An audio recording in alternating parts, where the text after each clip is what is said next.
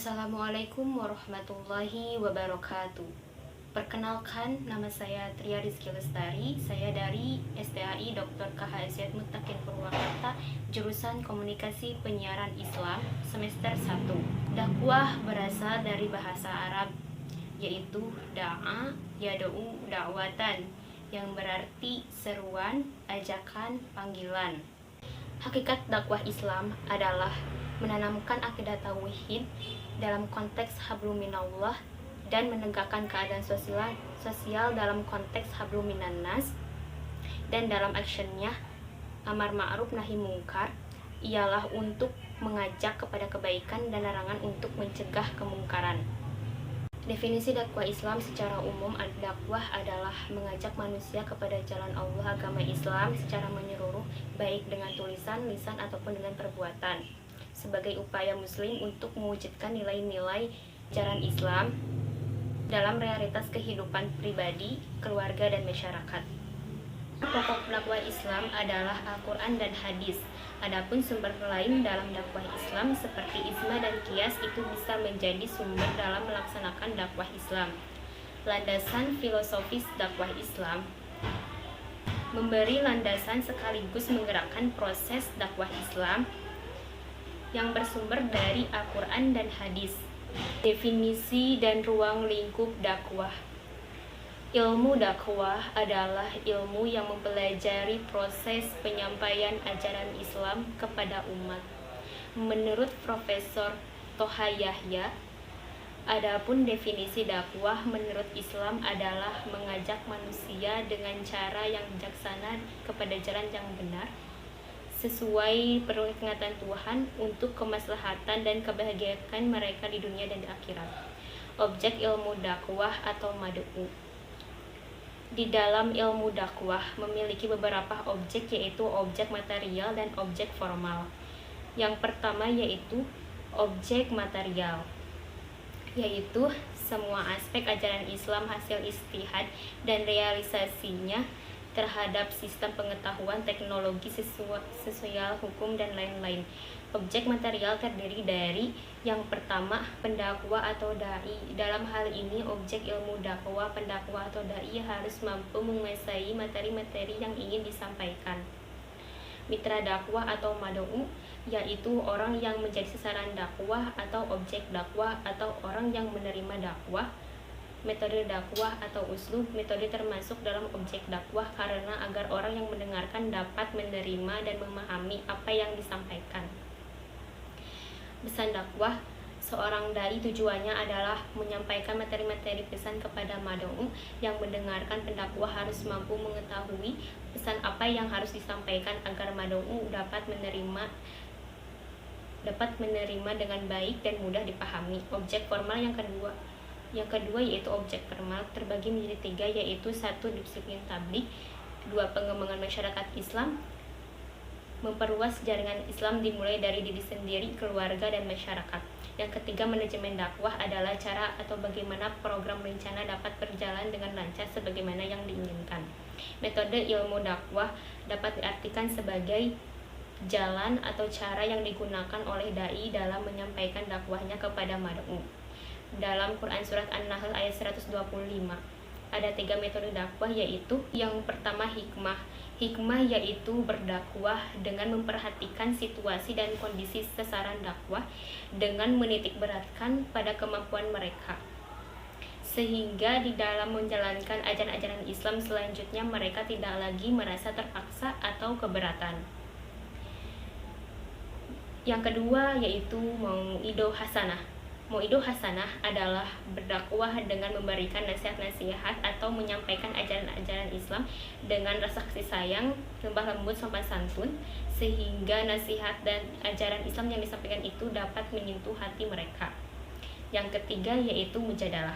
Mujadalah yaitu berdakwah dengan cara dialog, bertukar pikiran, dan membantah dengan cara sebaik-baiknya, dengan tidak memberikan tekanan-tekanan dan tidak pula menjelekan yang menjadi mitra dakwah atau mad'u.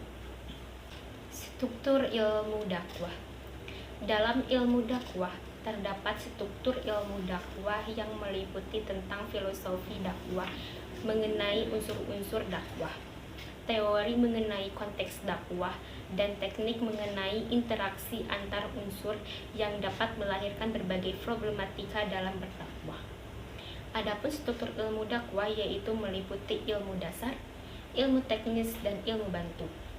Ilmu dasar dakwah merupakan suatu disiplin ilmu yang memberikan kerangka teori dan metodologi dakwah. Sedangkan yang termasuk ilmu dasar secara teori yaitu dasar-dasar ilmu dakwah, filsafat dakwah, sejarah dakwah, metodologi dakwah, psikologi dakwah, dan lain-lain. Ilmu teknis dakwah merupakan suatu disiplin ilmu yang memberikan kerangka teknis dalam kegiatan berdakwah. Adapun ilmu dakwah teknis terbagi menjadi 4 kelompok besar, yaitu sebagai berikut. Yang pertama yaitu teknologi teknik atau ilmu teknis komunikasi dan penyiaran dalam Islam. Dalam teknologi ini terdapat beberapa komponen di dalamnya, yaitu teknik kitabah, peliputan berita dakwah, penulisan tajuk rencana.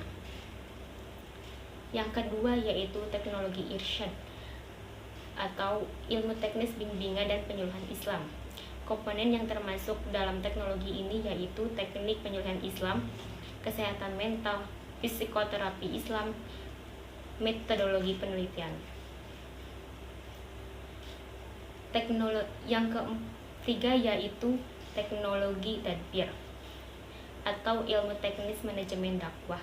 Dalam kelompok ilmu teknis ini, komponen-komponen yang berkaitan antara lain teknis manajemen organisasi Islam, manajemen pelatihan dakwah, manajemen pengembangan lembaga. Yang keempat yaitu teknologi tajwid atau ilmu teknis pengembangan masyarakat Islam.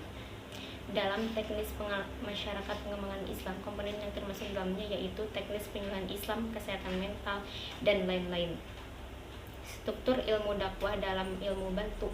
Ilmu bantu dakwah merupakan salah satu disiplin ilmu yang teorinya dapat membantu mengembangkan teori-teori dakwah ataupun memahami hakikat dakwah.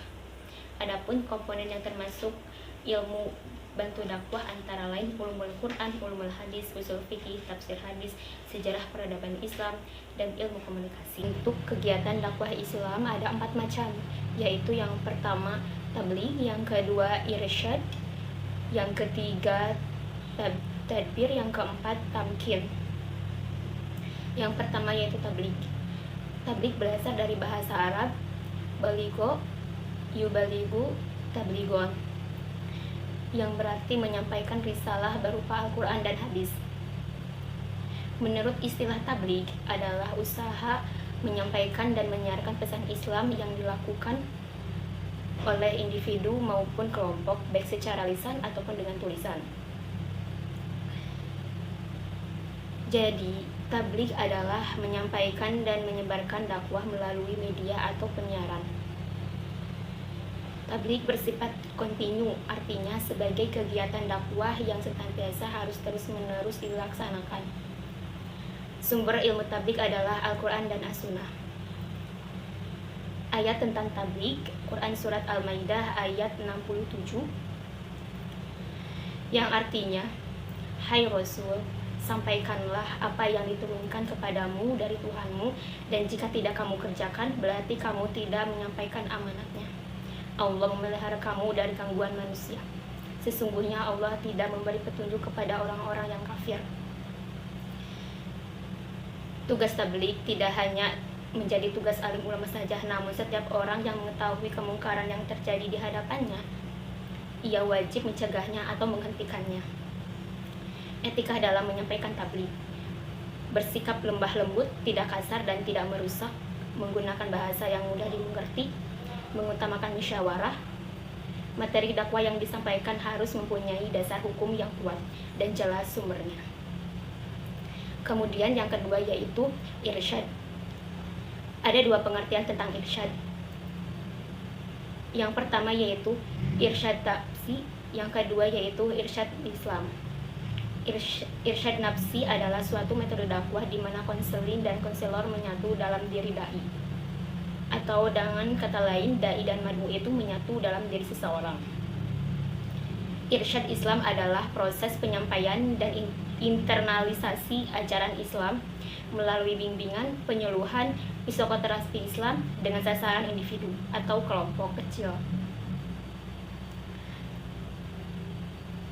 Ayat tentang irsyad, Al-Quran Surat Al-Kahfi ayat 10, yang artinya, ingatlah ketika pemuda-pemuda itu berlindung ke dalam gua, lalu mereka berdoa, ya Tuhan kami, berikanlah rahmat kepada kami dari sisimu, dan sempurnakanlah petunjuk yang lurus bagi kami dalam urusan kami. Bentuk-bentuk irsyad yaitu bimbingan, mengkaji mengenai prinsip-prinsip dasar dan teori dan bimbingannya mulai dari dasar, fungsi, dan ruang lingkup. Konseling, mengkaji tentang prinsip dasar konseling. Psikoterapi, mengkaji masalah mendasar psikoterapi. Penyuluhan, memberikan pemahaman kepada umat tentang dasar teoretik penyuluhan.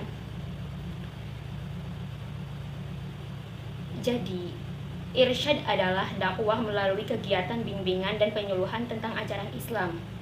Irsyad dari kata rosyada yang artinya mengarahkan, membimbing. Kemudian yang ketiga yaitu tadbir. Tadbir adalah dakwah dalam bentuk organisasi atau lembaga secara manajerial, misalnya MUI, KUA. Menurut pengertian lain, tadbir adalah dakwah ajaran Islam dengan mengoptimalkan fungsi lembaga dan fungsi lembaga dakwah formal atau non-formal, mencakup makna institusionalisasi, mengubah ajaran menjadi pengalaman berupa kelembagaan, pengorganisasian, pengelolaannya.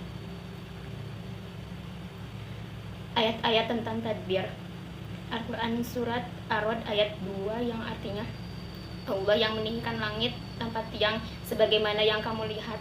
Kemudian dia bersemayam di atas arsy, dia menundukkan matahari dan bulan, masing-masing beredar menurut waktu yang ditentukan. Dia mengatur urusan makhluknya dan menjelaskan tanda-tanda kebesarannya, agar kamu yakin akan pertemuan dengan Tuhanmu. Bentuk-bentuk tadbir ada 4 macam. Yang pertama yaitu tadqiq, yang itu planning atau perencanaan. Yang kedua tanjim atau pengorganisasian. Yang ketiga tauzi atau pelaksanaan. Yang keempat takobah atau evaluasi.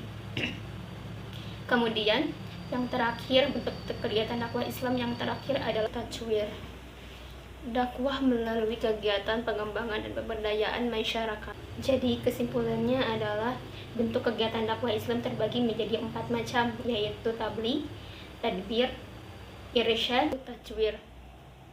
Adapun keempat istilah tersebut, secara fokus kegiatannya terdiri dari berbagai kegiatan. Irsyad meliputi bimbingan dan penyuluhan, tabligh kajian dakwah yang melalui media mimbar, media cetak, radio, televisi, dan film.